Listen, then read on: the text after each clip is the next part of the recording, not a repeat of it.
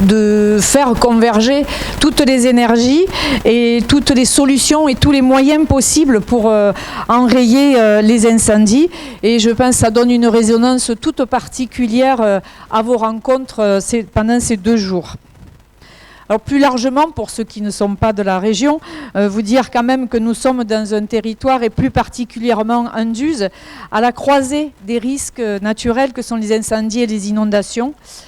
Et donc voilà, Anduze en 2020, nous avons reçu, avec les inondations, nous avons reçu beaucoup de pompiers qui nous ont aidés à lutter contre les inondations et à se parer. Qui ont été présents auprès de la population avec la sécurité civile, et ce qui a permis à Anduze, avec les bénévoles, des citoyens bénévoles, les communes alentours, l'agglomération, ce qui a permis à Anduze de se relever rapidement de cet épisode cévenol.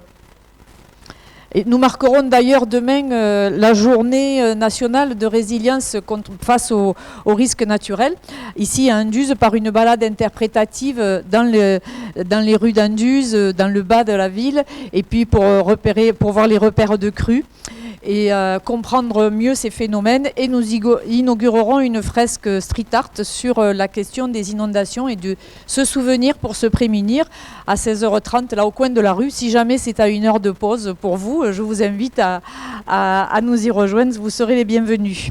Voilà, l'idée c'est de toujours continuer et encore et toujours la sensibilisation au risque, hein.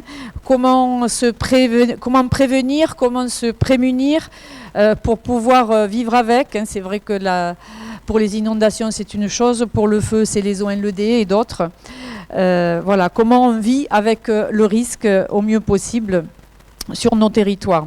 Bon, j'espère qu'au-delà de vos rencontres, vous pourrez profiter de notre région avant de repartir dans vos foyers. Anduze, effectivement, est une ville chargée d'histoire, à commencer par cette salle qui s'appelle Rohan, du nom du duc de Rohan, qui était un chef d'armée, on va dire, contre le roi, levé contre le roi à l'époque des religions, ces guerres qui ont profondément marqué notre région et notre ville, hein, beaucoup de... Le nom de Plante de Brie, Luxembourg, c'était le nom de régiments qui étaient là au nom du roi pour lutter contre le protestantisme. Mais bon, Anduze était habité avant ces époques troublées. Anduze était habité dès les Romains. Alors c'était sur le rocher de Saint-Julien. Il y avait un oppidum, donc c'était une vision du risque complètement différente à l'époque. On n'était pas près de l'eau, mais on pouvait surveiller les allées venues des uns et des autres, des 2 côtés du rocher. Et donc depuis toujours, elle a été fortifiée au Moyen-Âge, et depuis toujours un carrefour commercial, cette ville d'Anduze, qui garde encore aujourd'hui une fonction de centralité pour les communes environnantes, tout en étant rattachée à l'agglomération d'Arès. Anduze s'appelle donc la porte des Cévennes, et elle s'ouvre, cette porte, sur Générargues, la Bambouseraie, sur Saint-Jean-du-Gard, que je crois que vous allez rejoindre demain, et l'ensemble des Cévennes que vous découvrirez, j'espère, et d'ailleurs qu'on ne finit pas de découvrir, même quand on y est né, tant les vallées sont toutes différentes et nous changent de décor et sont tellement nombreuses qu'on n'en finit pas d'en faire le tour.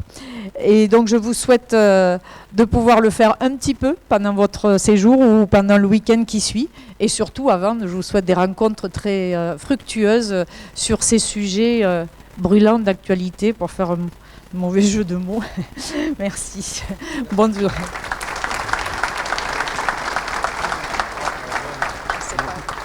Notre micro est coupé, excusez-moi. Merci beaucoup, Madame le maire. Bon, merci d'avoir évoqué l'histoire cévenole. C'est vrai qu'on n'est pas très loin ici de Mialet, le pays de Pierre Laporte, je crois, dit Roland, le grand chef camisard. Donc, c'est toute une histoire intéressante. J'en profite pour remercier et saluer la présence de Monsieur Depardieu, qui représente le député de la circonscription.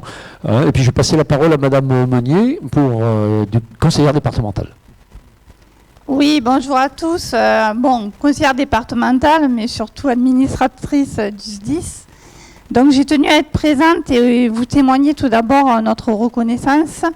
En effet, après l'été que l'on a vécu et ô combien difficile, puisqu'avec le SDIS 30, on était encore au mois de juillet en train de se mobiliser et voter des moyens supplémentaires pour pouvoir lutter. On s'est dit que quand même, après cet été très difficile, il allait falloir prendre donc des décisions et trouver des moyens. La première chose, c'est en termes de prévention.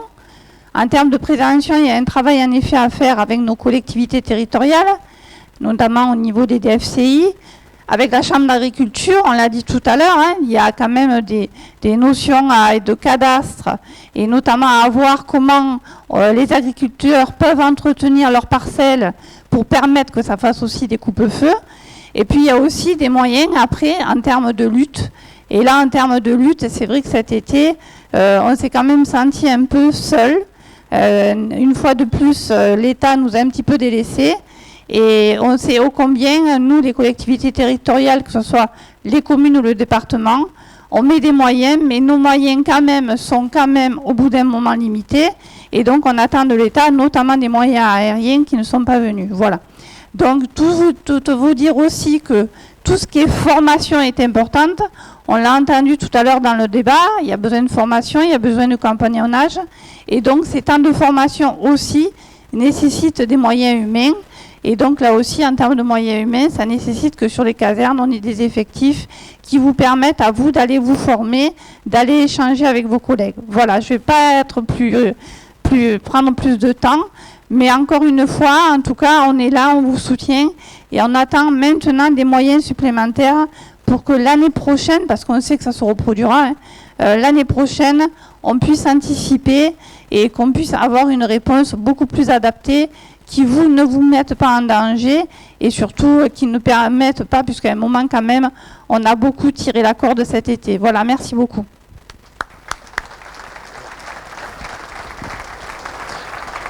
Merci beaucoup. Président, on vous laisse conclure. Merci, monsieur le contrôleur général. Madame le maire, chère Geneviève, je ne sais pas si tu étais là quand j'ai prononcé les premiers mots en remerciant la maire d'Anduze, le conseil municipal, et en rappelant qu'il y a encore quelques années, lorsque nous lancions la campagne contre les feux de forêt, tu représentais le département, c'est là où nous avions été initiés au feu dirigé, à Arigas, à Ars, tu as le souvenir. Donc je te remercie très chaleureusement et c'est toujours un plaisir de venir. C'est vrai que la dernière fois, c'était quand le ministre Darmanin et Barbara Pompili étaient venus, mais à la suite d'inondations et pas de feu. Je remercie Valérie, qui est effectivement membre du conseil d'administration d'OSDIS. Je ne vais pas répéter ce que j'ai dit tout à l'heure, vous vous en doutez. Je vais dire que je suis heureux, après les propos que j'ai entendus du contrôleur général Langlais, du contrôleur général Jean-Marc Bédoni, du directeur du SDIS 66, mais aussi des deux contrôleurs généraux. D'abord, le contrôleur général Pradon, qui m'a rassuré en me disant que nous n'étions pas du tout punis, pas du tout. Et ça me va droit au cœur, hein, en général, parce que c'est vrai aussi que quand Midi Libre sort des articles en disant que peut-être que la base européenne de sécurité civile pourrait se déplacer en Grèce, hein, puisque la rédactrice en chef a dit que j'aurais exprimé que j'en perdrais mon latin. Alors j'ai eu un feu de coup de fil là, parce que d'abord mes grands-parents étaient d'origine grecque, d'une part, et deuxièmement, j'ai été présenté au concours général de thème latin quand j'étais jeune lycéen. Mais s'il vous plaît, effectivement, il y aura quand même des ambiguïtés à lever. Et ça, c'est le propos des politiques, mais je respecte. Et quand le contrôleur général à Lyon a dit qu'effectivement, il ne faut pas renverser la table, mais j'en suis tout à fait d'accord. Parce qu'on peut très bien être de part et d'autre de la table, hein, et discuter, et si on la renverse, on se la prend aussi sur les pieds. Hein. Alors, de ce fait nanti de façon prémonitoire de ces propos, nous avons décidé, et comme vous l'avez évoqué, je suis membre du bureau de la CNIS, nous avons décidé de réunir les 13 présidents des SDIS d'Occitanie. Et donc la présidente de région d'Elga, nous offre la possibilité de nous réunir au nouveau musée de Narbonne, à Narbona. Donc on a le plaisir, ce sera en novembre. Donc j'ai téléphoné à plusieurs présidents, à mon ami Kléber Mesquida, au président de Haute-Garonne, président de l'Aude, président du Gers. J'ai essayé d'avoir Hermeline, mais elle ne répond pas toujours au téléphone.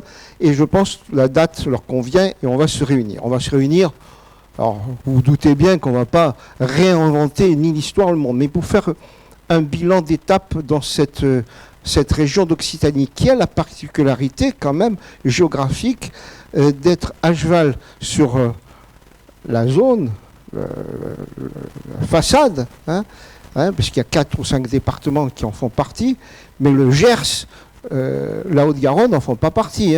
Bon, alors, à ma connaissance, bon, mais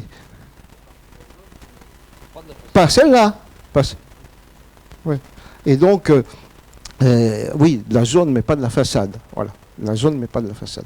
Et donc, c'est pour échanger, faire un bilan d'étape et voir. Car vous vous doutez bien que, à l'issue de ces feux, la difficulté, et Valérie le sait très bien, d'un président de SDIS, qui est conseiller départemental forcément ou presque, c'est de marcher sur la ligne du rasoir, là, et de savoir ne pas tomber dans l'excès.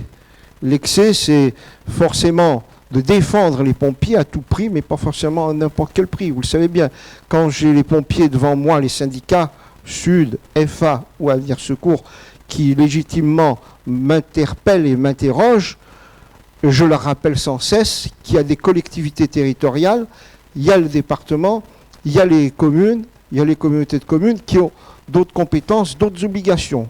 Mais inversement, quand je suis au département, vous le savez bien, eh bien, je défends aussi becs et ongles les SDIS. C'est une tâche pas toujours simple, mais on est là pour ça. On ne nous a pas obligés à y être. Voilà, je suis très heureux de cette très belle journée et je sais que vous allez continuer à travailler. Et j'ai compris que cette stratégie qui est ancestrale, eh bien, elle doit être toujours modelée, agrémentée, et je reprendrai les propos du contrôleur général à Lyon. Je pense que l'efficacité repose sur la solidarité, et cette solidarité, cette clé de voûte, doit être soutenue par 2 voussoirs, 2 claveaux, qui sont l'humilité et la tolérance. Merci.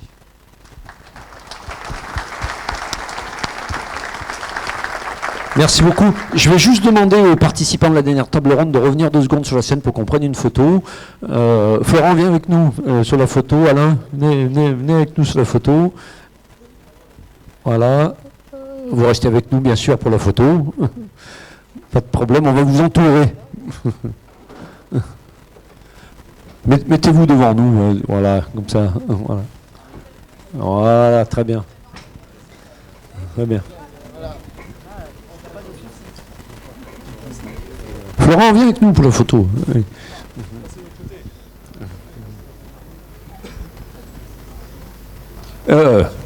Carlo, non.